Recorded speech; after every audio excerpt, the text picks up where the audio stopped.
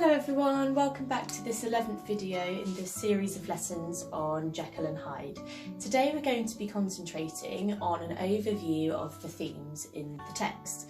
So next week I'm actually going to be doing some more lessons which go more into depth of these three significant themes we're going to talk about today. But for this video I just want us to look at an overview of the significant themes in the text. So our title then is going to be themes, like that. Okay, so the first theme we're going to look at today is good versus evil.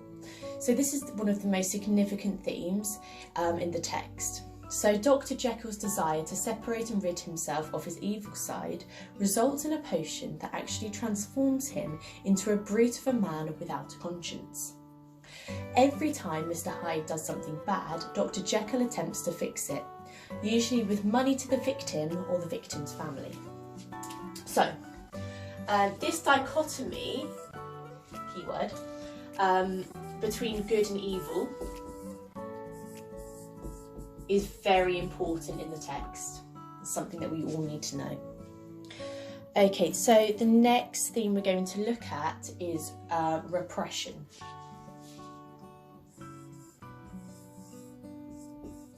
Now, repression in this context is referring to the society of Victorian England.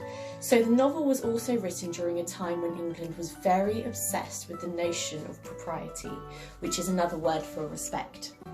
The repression present in English society, where, for example, the upper class have a lot more power and control over the lower class people, that's repression.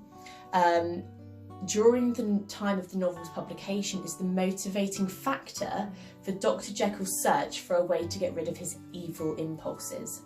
It is sadly not a successful search. So we're going to again go into this theme in a lot more detail next week, but just make sure you've taken some notes on that.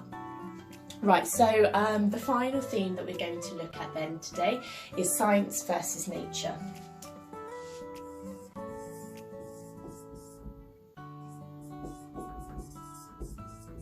Science versus nature. Beautiful. So, so Dr. Jekyll uses science in his potions in an attempt to control his human nature.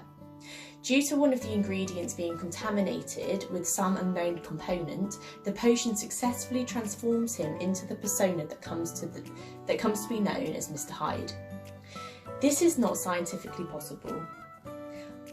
It is, however, supposed to be a scientific transformation, albeit a more mystical type of science, since it is caused by ingesting a certain combination of ingredients.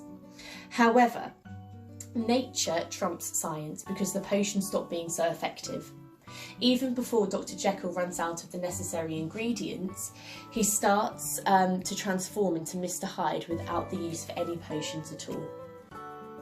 This shows how human nature, and nature in general, will always triumph over science.